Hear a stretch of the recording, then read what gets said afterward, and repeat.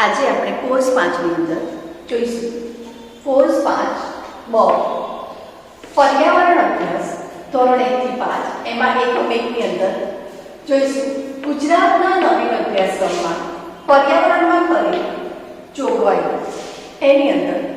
ગુજરાતની અંદર કે છે કે પ્રત્યક્ષ અથવા પરોક્ષ રીતે આપણે જીવન પર અસર કરવામાં શું હોય તો હવા પાણી વૃક્ષ જીવજંતુ રિવાજ પરંપરા વગેરેનો અભ્યાસ કરીએ છીએ પર્યાવરણનો અભ્યાસ છે કે શાળાની શરૂઆતમાં દરેક વિદ્યાર્થી અલગ અલગ સમજણ મેળવે છે કેવી રીતે તો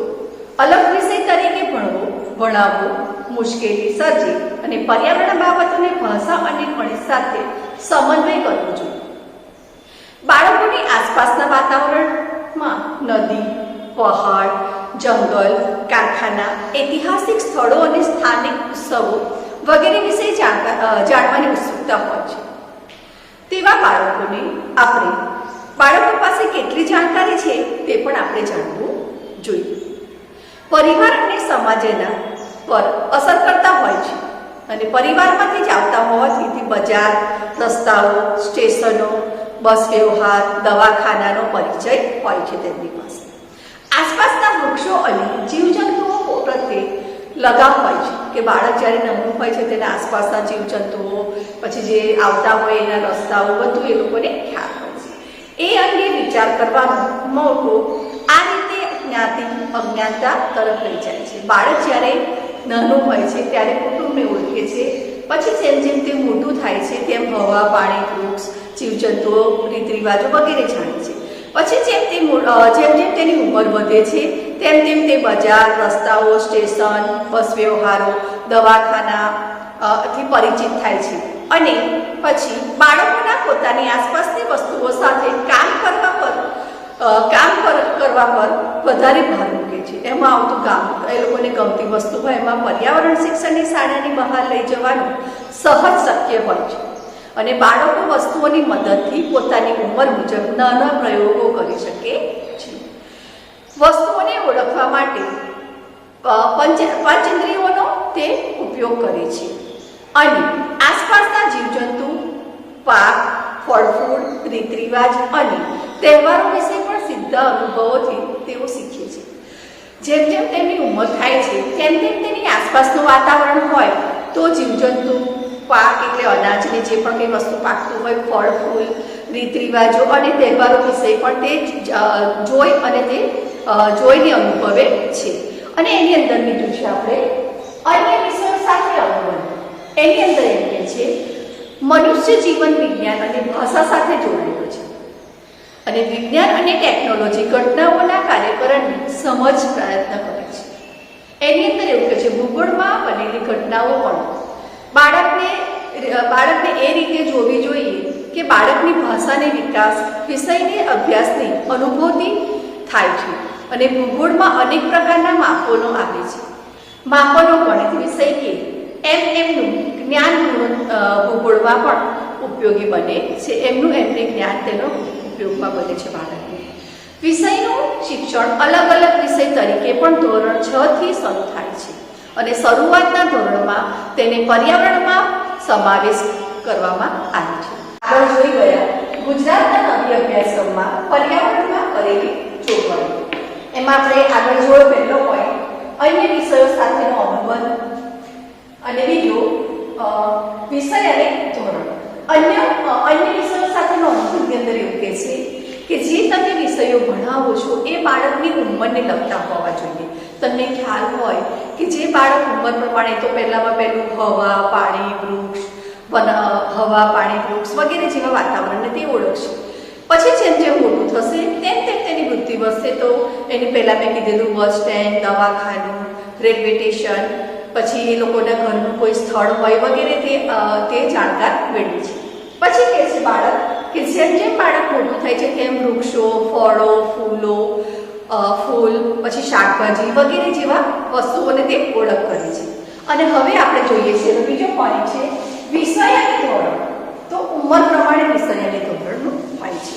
એની અંદર આપણે એવું કહીએ છીએ કે જ્યારે શરૂઆતના વર્ષોમાં જ્યારે ભાષા પર્યાવરણ હોય તો એની અંદર શું તો કે છે પહેલાં ગણિત અને બધું સાથે તો કઈ રીતે તો એવું કહે છે એની અંદર કે ધોરણ 1 ની અંદર કલરવના વિષયોને અલગ અલગ પાડ્યા વિના શિક્ષણ આપવામાં આવે છે. કઈ રીતે? તો ધોરણ 2 માં કુંજલ અને કલરવ એ બુક્સ છે, એની અંદર ભાષા અને ગણિત એ અલગ વિષય તરીકે પરંતુ પર્યાવરણ સંદર્ભે ભણાવશે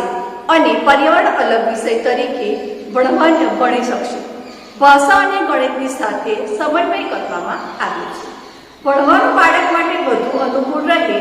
એ માટે એક જ બુક્સ હોય અને એની અંદર અલગ અલગ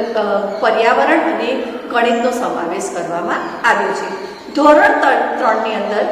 મારી આસપાસ એની અંદર ભાષા, પર્યાવરણ અને ગણિત એમ 3 અલગ વિષયો પાડવામાં આવ્યા છે અને શીખવવામાં પણ આવે છે. ચોપડીમાં પર્યાવરણ એક સ્વતંત્ર વિષય તરીકે શીખવવામાં આવે છે અને ચોથા ધોરણનું બાળક છે એમાં ચોથા ધોરણની ચોપડી છે મારી આસપાસ. પર્યાવરણ એક સ્વતંત્ર વિષય તરીકે શીખવવામાં આવે છે અને બાળક તેને પર્યાવરણની પહેલા જ્યારથી જન્મે છે ત્યારથી તે પર્યાવરણ સાથે સંકળાયેલો હોય છે અને પર્યાવરણમાં રહીને તે પોતાની જાગૃતતા નાગરિકતાનો એ કરે છે. ધોરણ 5 ની અંદર સૌની આસપાસની અંદર પર્યાવરણ એક સ્વતંત્ર વિષય તરીકે શીખવવામાં આવે છે. એને ગુજરાત નવી અભ્યાસક્રમ કરેલી જોગવાઈઓમાં એવું કહે છે કે શિક્ષણની પ્રક્રિયા ERAC મુજબ રાખી શકાય. શિક્ષણ સાથે સ્થાનિક સંદર્ભો જોડવા એટલે કે સ્થાનિક પર્યાવરણ અને સ્થાનિક ભાષાનો પણ ઉપયોગ કરવામાં આવે છે. એમાં વ્યવસાય આવે, સ્થાનિક ભૂગોળ વગેરે. બાળક એવા અનુભવો અને પ્રવૃત્તિઓ આપી શકાય કે તેના દ્વારા જ્ઞાનનું સર્જન થાય. બાળકને એવી કંઈક પ્રવૃત્તિ આપી 1 થી 5 ધોરણના બાળકને કે તેમાં એનો જ્ઞાનનો વધારો થાય. બાળકને જ્ઞાનેન્દ્રિયો વિકાસ થાય તેવી ચેતન્ય યોગ્ય પડકાર આપી અને સમસ્યાનો ઉકેલ મળે તેનો ઇતિહાસપૂર્વકનો તક આપવી જોઈએ. તો જે બાળકો શીખે છે એ લોકોને એવી તક આપવી જોઈએ કે તે જ્ઞાનમાં વધારો થાય. તો વિષય અને ધોરણના પોઈન્ટની અંદર આપણને એવું કહે છે કે ઉંમર પ્રમાણે બાળકને ભણવાનું હોય છે. તો પહેલા વિષય અને ધોરણની અંદર તો 6 વર્ષનું બાળક છે તો પહેલા ધોરણમાં કલરવ, ધોરણ 2 ની અંદર કુંજલ, કલોલ એક જ ચોપડીનું નામ છે. પછી ત્રીજા ધોરણમાં મારી આસપાસ, ચોથા ધોરણમાં મારી આસપાસ, અમારી આસપાસ ચોથા ધોરણમાં અમારી આસપાસ અને 5મા ધોરણમાં સૌની આસપાસ. આ 5 પુસ્તક તમારે ભણવાની રહેશે. અને પહેલા FI તાલીમાર્થી બહેનો આ 5 પુસ્તક જે છે કન્ટેન્ટ એ તમારે કન્ટેન્ટમાં આવે છે એટલે 5 પુસ્તક તમારે વસાવવાની રહેશે અને તેમાંથી પણ તમારે વાંચવાનું રહેશે કેમ કે અમે કન્ટેન્ટ એક્ઝામમાં કન્ટેન્ટ પૂછાતું હોય છે. જ્યારે આ તમારું એકમ 1 પતી જશે ત્યારે હું તમને ઘરેથી કન્ટેન્ટ લખવા આપીશ. એ તમારે લખવાનું રહેશે. એની પહેલાં તમે જે હું મોડ્યુલ ભણાવું છું તેની ઝેરોક્સ તમારે કોર્સ 5 પર્યાવરણ અભ્યાસક્રમ ધોરણ 1 થી 5 ની તમારે કઢાવવાની રહેશે. એમાં હું તમને હવે 3 પ્રશ્ન આપું છું. એની અંદર લખો NCERT દ્વારા કરવામાં આવેલી દસ્તાવેજોના 5 સ્ત્રોતો જણાવો. બીજો પ્રશ્ન NCF 2005માં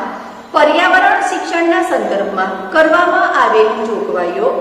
દર્શાવો. અને ત્રીજો પ્રશ્ન છે ગુજરાત નવીન અભ્યાસક્રમમાં પર્યાવરણ સંબંધિત કરેલી જોગવાઈઓ લખો.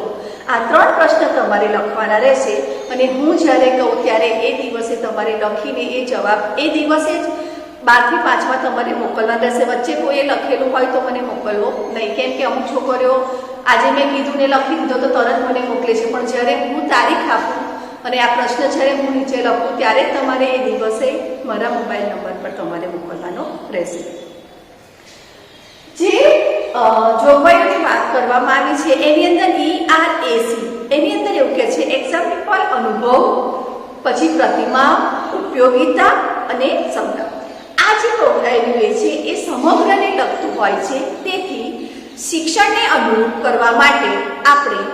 શિક્ષણની પ્રક્રિયા ERAC મુજબ રાખી શકાય છે અને શિક્ષણ ભર વિનાનું શિક્ષણ હોય એ રીતે બાળકોને આપણે જ્ઞાન આપી શકીએ છીએ.